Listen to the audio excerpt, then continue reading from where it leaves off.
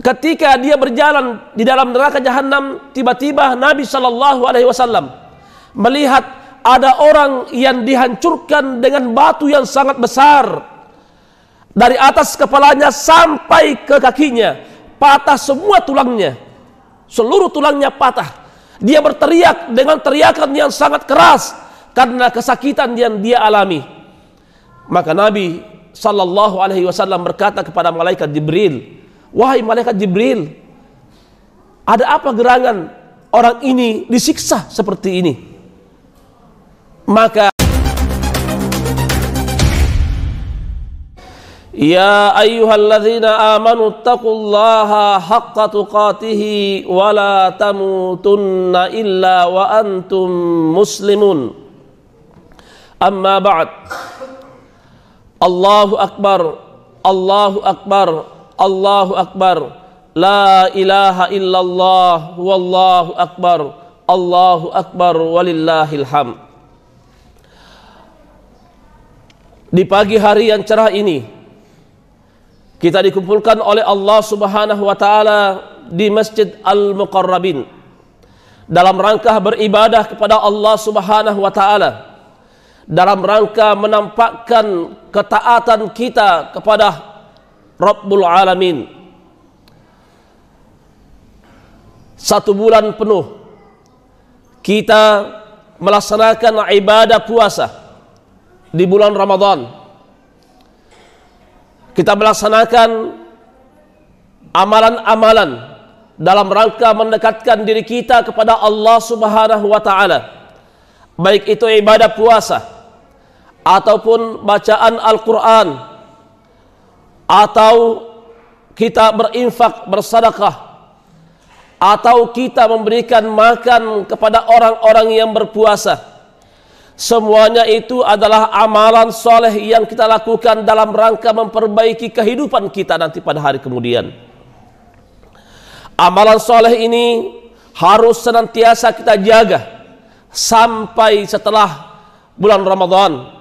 Dan setelah bulan Ramadan tetap ibadah yang telah kita bersemangat untuk melaksanakannya senantiasa tetap kita lakukan. Kita membaca Al-Quran di bulan Ramadan, kita semangat. Setelah bulan Ramadan kita pun lebih semangat untuk selalu membaca Al-Quran. Kita melaksanakan sholat tarawih di bulan Ramadan. Kita juga berusaha untuk bersemangat melaksanakan sholat malam setelah bulan Ramadan. Kita melaksanakan amalan infak atau sedekah setelah bulan Ramadan. Kita lebih semangat tetap untuk berinfak, memperhatikan tentang keadaan kaum muslimin dan keadaan masjid-masjid Allah Subhanahu wa taala. Di bulan Ramadan kita semangat untuk memberikan kebaikan kepada manusia. Setelah bulan Ramadan pada pagi hari ini kita lebih semangat untuk memberikan kebaikan kepada orang lain. Karena semuanya ini akan menjadi pemberat kebaikan kita pada timbangan kebaikan pada hari kiamat. Karena seseorang di bulan Ramadan disebutkan oleh ulama sebagai syahrut taghyir, bulan perubahan. Kita harus ada perubahan. Setelah kita melalui madrasah 1 bulan penuh, kita banyak beribadah, beramal soleh, melaksanakan ketaatan kepada Allah, berzikir kepada Allah, membantu orang lain. Madrasah ini, kita akan keluar dari madrasah ini menjadi orang-orang yang terbaik, senantiasa memberikan kebaikan kepada orang lain di tengah-tengah masyarakat kita. Kita menampakkan akhlak yang mulia di tengah-tengah masyarakat setelah kita melaksanakan ibadah puasa di bulan Ramadan. Oleh sebab itu, puasa yang kita lakukan ini merupakan ibadah yang Allah Subhanahu wa taala memberikan pengawasan yang lebih banyak dibandingkan dengan ibadah-ibadah yang lainnya. Karena seseorang ketika dia berpuasa di bulan Ramadan, maka dia menjaga dirinya dari hal-hal yang membatalkan puasa. Orang yang berpuasa, dia menjaga lisannya dari suka berdusta, karena dia tidak ingin merusak ibadah puasanya dengan melakukan kebohongan. Orang yang berpuasa, dia terlatih dengan akhlak yang mulia. Dia tidak ingin bergibah, karena ghibah ini merusak ibadah puasa. Maka setelah bulan Ramadan, mereka senantiasa menjauhkan dirinya dari ghibah, menceritakan aib-aib dan kesalahan orang lain, karena puasa telah mengajarkan akhlak yang mulia ini. Seseorang ketika berpuasa pada bulan Ramadan, dia tidak suka menuduh orang lain, karena menuduh adalah merupakan akhlak yang buruk. Maka setelah bulan Ramadan, dia senantiasa menjauhkan lisannya dari suka menuduh orang lain.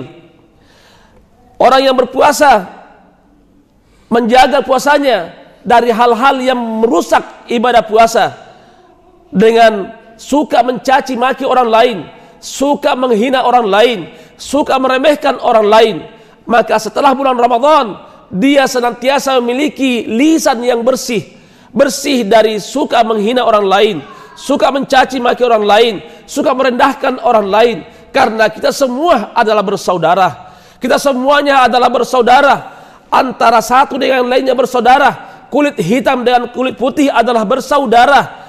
Orang yang kaya dengan orang yang miskin adalah bersaudara. Maka kita harus menjalin hubungan ini dengan baik, karena madrasah Ramadan, puasa bulan Ramadan telah melatih kita menjadi hamba Allah yang lebih baik daripada sebelumnya. Madrasah Al-Quran mengajarkan akhlak yang sangat mulia dalam tatanan kemasyarakatan, dalam lingkungan kehidupan bermasyarakat, dalam bermuamalah. Dari puasa inilah, bulan Ramadan inilah yang akan mengikat jiwa kita menjadi hamba-hamba Allah yang senantiasa dekat dengan Allah, takut berbuat maksiat kepada Allah Subhanahu wa taala. Oleh sebab itu, orang-orang yang suka menghina setelah bulan Ramadan, suka meremehkan orang lain setelah bulan Ramadan, suka menuduh orang lain setelah bulan Ramadan, bahkan suka memukul orang lain setelah bulan Ramadan, atau dia mengeluarkan darah kaum muslimin, maka inilah yang disebutkan oleh Nabi adalah orang-orang yang bangkrut. Rasulullah sallallahu alaihi wasallam pernah bertanya kepada para sahabatnya, "Atadruna manil muflis?" Tahukah kalian orang-orang yang bangkrut, orang-orang yang pailit? Maka para sahabat menjawab, "Innal muflisa min ummati may ya'ti yaumal qiyamati bi sholatin wa siyamin wa zakatin." Orang-orang yang bangkrut dari umatku adalah orang-orang yang datang pada hari kiamat dengan membawa pahala sholatnya, membawa pahala puasanya, membawa pahala zakatnya. Amalnya sangat banyak, dia menghadap Allah dengan pahala sholat, pahala puasa, pahala zakat. Wa ya'ti qad syatama hadza. Namun dia juga datang menghadap Allah membawa dosa, yaitu dosa suka mencela orang, suka mencaci maki orang. Wa kadzafa hadza. Dan orang ini juga datang menghadap Allah dengan membawa dosa suka menuduh orang lain. Wa akala mala hadza. Dan orang ini juga datang menghadap Allah setelah dia membawa amal-amalan soleh, dia suka memakan harta orang lain. Dia mengambil harta orang lain tanpa hak, tanpa kebenaran. Dan juga dia suka menumpahkan darah orang lain, suka membunuh, dan juga suka memukul orang lain. Maka kata Nabi SAW, itulah orang-orang yang bangkrut pada hari kiamat dari umatku. Maka kata Nabi SAW, orang-orang yang suka menuduh ini, suka mencela, suka menghina, suka menumpahkan darah orang lain, suka memakan harta orang lain, dia akan diambil pahalanya dia akan diambil pahalanya, kemudian diberikan orang-orang yang pernah dia tuduh, orang-orang yang pernah dia pukul, orang-orang yang pernah dia hina, orang-orang yang pernah dia remehkan. Kalau orang ini yang selalu melaksanakan sholat, selalu berpuasa, berzakat, ternyata masih ada orang-orang yang belum dibagikan pahalanya kepada mereka, sementara masih banyak orang yang pernah dia tuduh, pernah dia hina, pernah dia caci maki, pernah dia pukul, maka orang yang pernah dituduh ini atau dicaci maki ini atau dihina ini diambil dosanya, kemudian diletakkan di pundak orang-orang yang suka sholat, orang-orang yang suka berpuasa, orang-orang yang mengeluarkan zakat. Kemudian orang ini summa turiha finnar, orang yang sholat ini, orang yang berzakat ini, orang yang berpuasa ini, yang membawa pahala yang sangat besar dan juga membawa dosa-dosa, suka menuduh orang lain, suka menghina orang lain, suka menumpahkan darah orang lain, dilemparkan dia masuk ke dalam neraka jahanam. Inilah orang-orang yang bangkrut. Ya, oleh karena itu, setelah bulan Ramadan kita lalui, kita berpuasa, kita takut kepada Allah Subhanahu wa taala, kita takut kepada pemilik langit dan bumi, takut berbuat maksiat, maka jagalah lisan kita. Jangan suka menggibah orang lain. Jagalah lisan kita, jangan suka menuduh orang lain. Dan perlihatkanlah akhlak kita di tengah-tengah masyarakat, murah senyum, bergaul dengan baik sesuai dengan apa yang telah diajarkan oleh Allah dan diajarkan oleh Nabi kita Muhammad sallallahu alaihi wa ala alihi wasallam. Oleh sebab itu, madrasah Ramadan ini akan mengeluarkan seorang mukmin yang benar-benar tangguh dalam akhlak mereka dalam kehidupan bermasyarakat. Kita bertanya kepada diri kita sekalian, apakah manfaat bulan Ramadan yang saya lalui setelah bulan Ramadan? Apakah pengaruhnya bulan Ramadan pada diri saya? Kalau kita berpuasa kemarin, berusaha meninggalkan dosa dan maksiat, apakah pada hari ini 1 Syawal 1444 Hijriah kita masih suka berbuat dosa? Lisan kita suka menuduh orang lain, lisan kita suka ghibah, lisan kita suka mencaci maki orang lain. Kalau ini masih ada, berarti pengaruh puasa kita belum ada pada pribadi kita. Namun apabila kita berpuasa di bulan Ramadan, lalu kita meninggalkan suka menuduh orang lain, kita meninggalkan suka mencaci maki orang lain, kita meninggalkan suka bergibah, menceritakan aib keburukan saudara kita, ini menunjukkan bahwa bulan Ramadan memiliki pengaruh positif pada pribadi kita.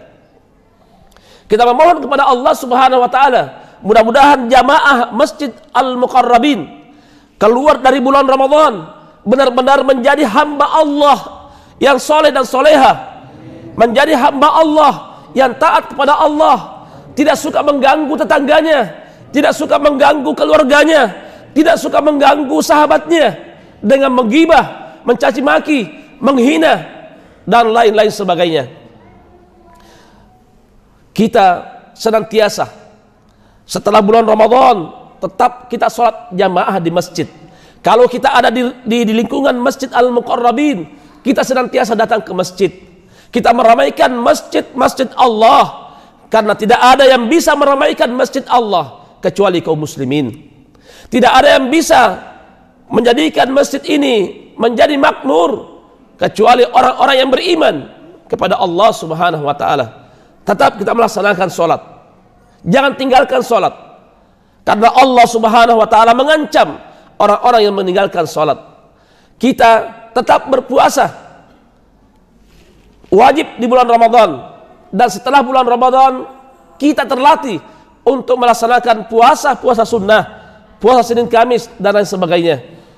dan juga kita meninggalkan dosa-dosa yang Allah Subhanahu wa taala larang dan Rasulullah sallallahu alaihi wasallam mengancam terhadap umatnya yang melakukan dosa dan maksiat. Salah satu dosa yang harus kita tinggalkan adalah dosa yang ada di dalam hati kita. Kita harus berusaha mengeluarkan penyakit hati kita. Kalau penyakit tubuh kita, bisa kita ke dokter untuk menyembuhkannya, mencari obat. Namun apabila hati kita sakit, tidak bisa kita mendatangi seorang dokter. Tidak bisa kita mendatangi orang yang pintar menyembuhkannya, kecuali kita sendiri yang berusaha untuk mendekatkan diri kepada Allah. Apakah penyakit hati itu? Penyakit hati itu adalah suka menggibah orang lain. Gibah ini adalah penyakit hati. Tinggalkan, karena tidak ada manfaatnya bagi orang-orang yang suka menggibah orang lain. Penyakit hati suka hasad, suka iri.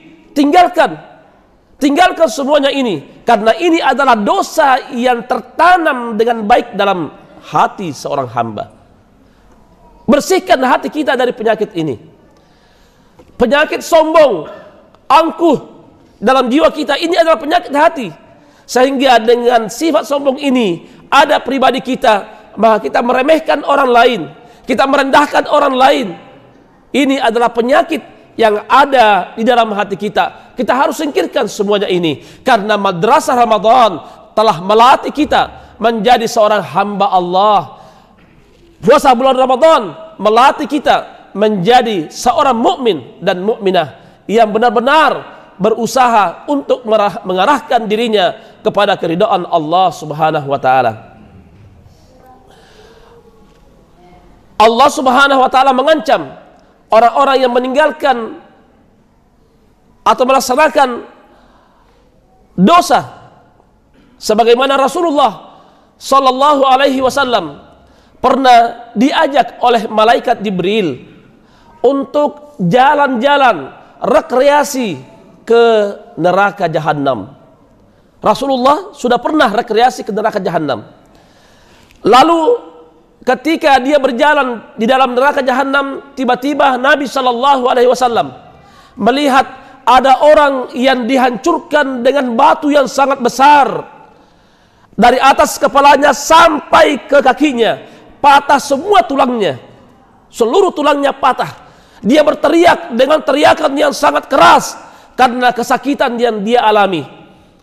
Maka Nabi sallallahu alaihi wasallam berkata kepada malaikat Jibril, "Wahai malaikat Jibril, ada apa gerangan orang ini disiksa seperti ini?" Maka malaikat Jibril berkata, "Dialah umatmu yang tidak sholat ketika di dunia." Jadi bahayanya orang-orang yang meninggalkan sholat yang diwajibkan oleh Allah Subhanahu wa taala, dia akan dihancurkan oleh Allah Subhanahu wa taala dengan batu yang sangat besar. Batu sebesar, lebih besar daripada Masjid Al-Muqarrabin ini. Satu orang dihancurkan dari atas kepalanya sampai ke bawah, rapat. Kemudian diperbaiki lagi menjadi manusia yang sempurna, dihancurkan lagi, diperbaiki lagi, dihancurkan lagi. Itulah siksaan orang-orang yang tidak melaksanakan ibadah sholat. Oleh karena itu, bapak-bapak dan ibu-ibu sekalian, janganlah kalian meninggalkan sholat 5 kali sehari semalam. Ini adalah mudah bagi siapa yang dimudahkan oleh Allah. Semuanya ini adalah mudah bagi siapa yang ingin melaksanakan apa yang telah diwajibkan oleh Allah Subhanahu wa taala. Ajaklah anak-anak kita, putra-putri kita untuk senantiasa melaksanakan ibadah sholat. Perintahkanlah anak-anak kita untuk melaksanakan sholat 5 waktu sehari semalam. Jangan meninggalkan, karena ini sangat berbahaya bagi diri kita pada hari kiamat. Kemudian setelah itu Nabi SAW berjalan lagi di neraka jahanam. Tiba-tiba dia melihat ada seseorang yang ditarik lidahnya keluar sampai panjang. Orang ini berteriak, lidah ditarik. Bagaimana kalau lidah kita ditarik? Coba bapak-bapak dan ibu-ibu sekalian, tarik lidahnya 5 cm saja. Bagaimana sakitnya? Nah, orang ini dilihat oleh Nabi SAW ditarik lidahnya sampai 3 meter, ditarik, keluar darah yang segar, kemudian digantung di sebuah pohon, lidahnya dipakai untuk menggantung dirinya, sehingga dia berteriak dengan teriakan yang sangat keras karena kesakitan. Maka Rasulullah bertanya kepada malaikat Jibril, wahai malaikat Jibril, ada apa gerangan orang ini disiksa seperti ini? Lidahnya ditarik, kemudian diikat di sebuah pohon. Maka malaikat Jibril berkata, wahai Muhammad, dia ini adalah umatmu. Ketika bulan Ramadan dia tidak berpuasa. Ketika bulan Ramadan dia tidak berpuasa. Maka berugilah orang-orang yang tidak berpuasa pada bulan Ramadan tahun ini. Kita doakan kalau ada saudara-saudara kita tidak berpuasa pada bulan Ramadan tahun ini dan tidak ada uzur, dia bukan orang musafir, dia bukan orang sakit, dia bukan orang-orang yang haid, maka kita doakan mudah-mudahan tahun depan dia sadar dan dia menjadi hamba Allah yang senantiasa semangat melaksanakan puasa Ramadan.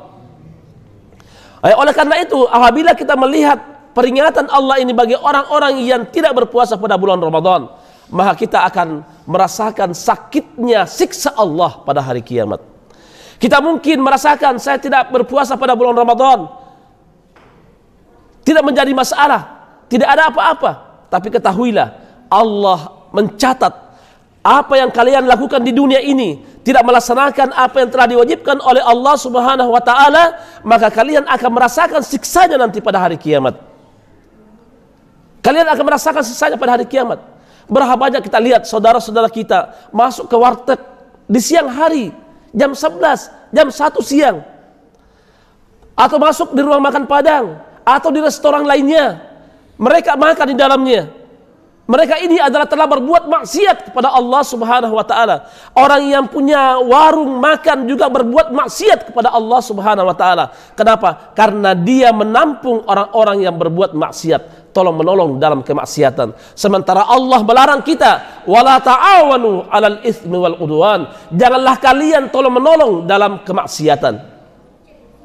Oleh karena itu para ulama menjelaskan, bagi siapa yang ingin membuka warung makanan di siang hari bulan Ramadan dengan syarat. Ada 3 syarat yang disebutkan oleh ulama apabila ada orang ingin membuka warung, apakah itu warteg, apakah itu ruang makan Padang atau restoran yang lainnya di siang hari bulan Ramadan, boleh dengan syarat. Yang pertama, ditulis hanya orang-orang yang musafir. Hanya orang-orang yang musafir boleh makan di rumah makan ini. Apabila dia ingin masuk, kita bertanya kepadanya, apakah kamu orang musafir atau penduduk di sini? Kalau dia mengatakan saya musafir, silahkan masuk. Karena boleh tidak berpuasa bagi orang-orang yang musafir. Tapi kalau dia mengatakan saya penduduk di sini, maka segera singkirkan, tidak boleh kita masukkan. Apabila kita masukkan, maka yang punya warung ini dia berdosa kepada Allah Subhanahu wa taala. Kemudian yang kedua adalah orang-orang yang sakit. Apabila ada orang ingin masuk ke dalam rumah makan atau restoran, maka ditanya, kamu orang sakit apa sehat? Kalau dia mengatakan sehat, diusir, tidak boleh. Apabila dia sakit, silahkan. Karena orang yang sakit boleh tidak berpuasa pada bulan Ramadan, namun dia mengganti pada hari-hari yang lainnya. Kemudian yang ketiga, syaratnya apabila ada orang masuk haid. Kalau ada seorang laki-laki masuk ke dalam warung atau restoran pada siang hari bulan Ramadan, kita tanya, apakah kamu haid? Kalau dia mengatakan haid, orang ini gila. Kalau dia tidak haid, tidak mungkin ada seorang laki-laki haid, ya, maka tidak boleh masuk di dalam warung. Inilah syaratnya apabila kita ingin membuka warung di siang hari bulan Ramadan. Namun pada hari ini yang kita saksikan tidak. Mereka ingin mencari keuntungan, padahal sesungguhnya ketahuilah keuntungan itu bukan membawa keberkahan, namun membawa azab Allah Subhanahu wa taala.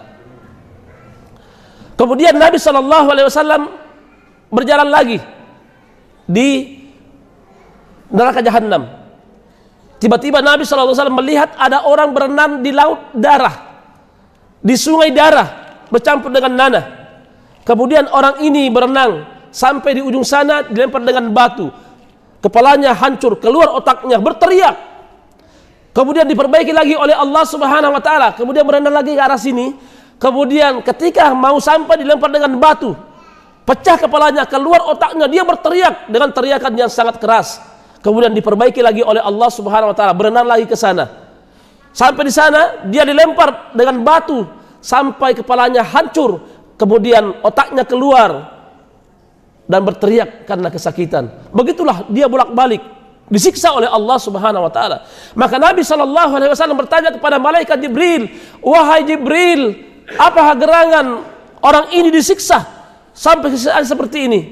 Maka malaikat Jibril menjawab, "Ya Muhammad, mereka itulah umatmu yang ketika di dunia mereka senantiasa hobi makan riba. Maka berhati-hatilah dari harta riba, karena hanya membawa kecelakaan bagi kita pada hari kiamat, tidak memberikan keberkahan harta kita di dunia ini, apalagi nanti pada hari kemudian." Nah, inilah siksaan Allah Subhanahu wa taala bagi orang-orang yang melakukan dosa dan maksiat. Salah satu di antaranya adalah meninggalkan sholat. Meninggalkan sholat ini adalah kemungkaran, ini adalah dosa. Tidak berpuasa pada bulan Ramadan, ini juga termasuk dosa yang harus kita tinggalkan. Aqulu qouli hadza astaghfirullahal azim li wa lakum wa lisairil muslimina wal muslimat fastaghfiruhu innahu huwal ghafurur rahim.